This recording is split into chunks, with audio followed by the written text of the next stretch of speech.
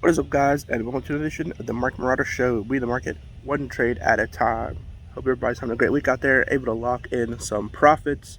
On this episode, I'm going to be giving you an update on some of the things going on in the crypto world. So first, I want to talk about FedNow. So the Federal Reserve has officially launched FedNow. The U.S. Federal Reserve denies that its new instant payment service, FedNow, is in any way tied to the digital asset space, but experts said the new system could lay the groundwork for the infrastructure needed for its potential central bank digital currency, or CBDC, in the U.S.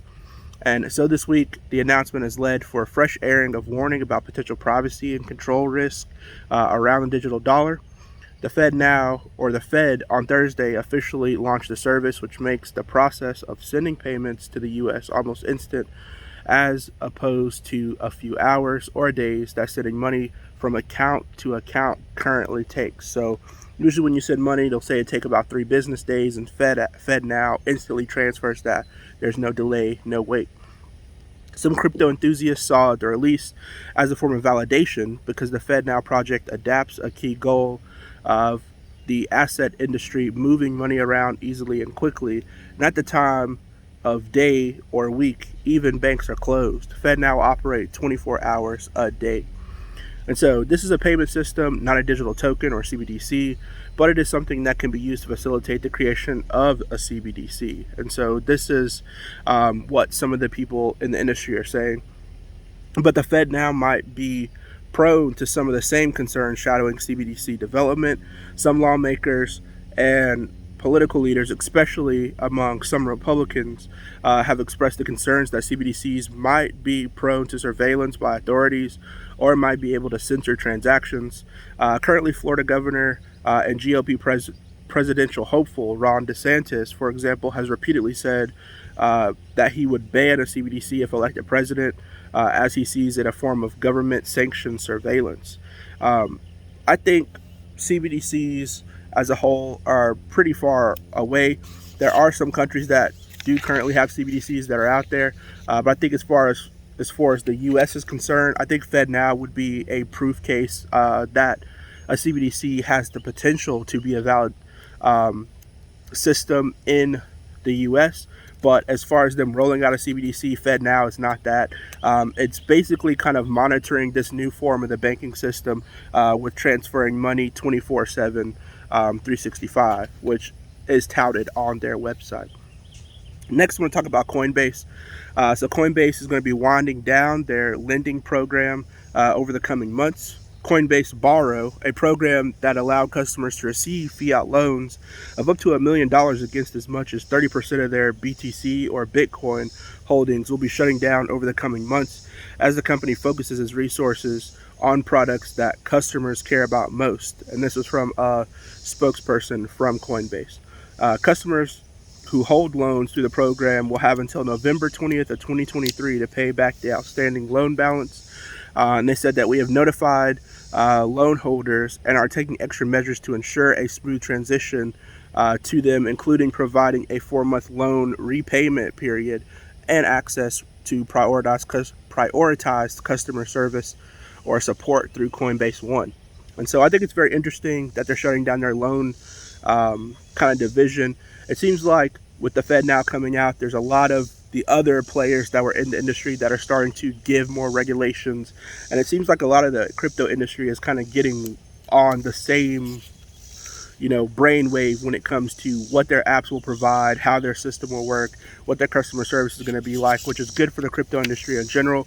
But to me, just kind of helps to show a proof of concept of the crypto market in general.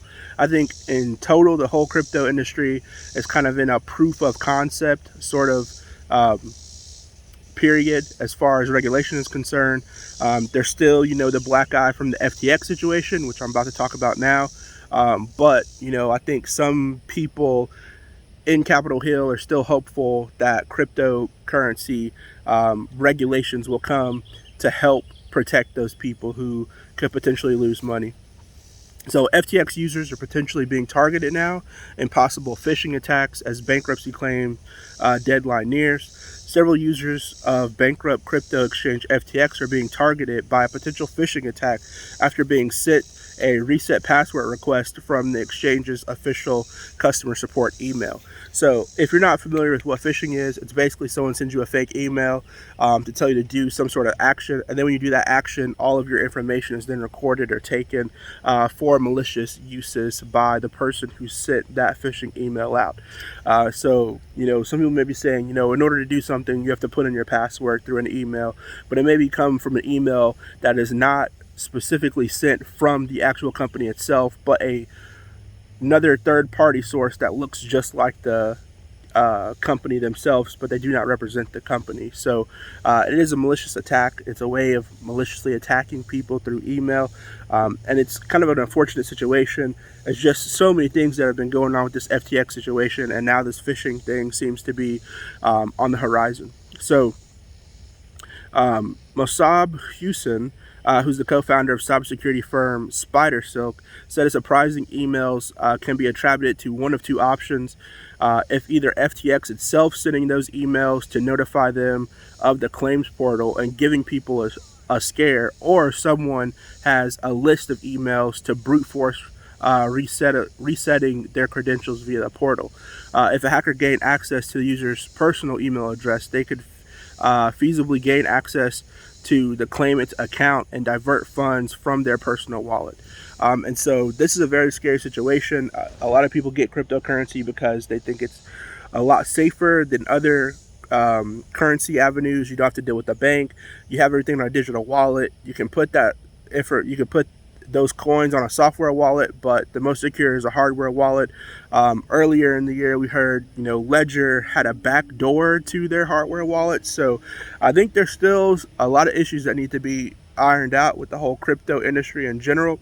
Ledger was kind of like the safest go-to for a lot of people, but when people heard that, if the court wants to subpoena Ledger as a company, then Ledger has a back door, or there was a system backdoor that auto-saved your seed phrase, which essentially your seed phrase is the way you can get into your account. If it's locked, it's like the passcode to your account. So hearing that there's a backdoor potential for what's supposed to be the securest form of a wallet, which is a hardware wallet, was definitely something that was concerning to a lot of people. So hopefully those updates helped you all out. I'm still going to be watching Bitcoin, always watching XRP. Going to be looking at XLM as well this week.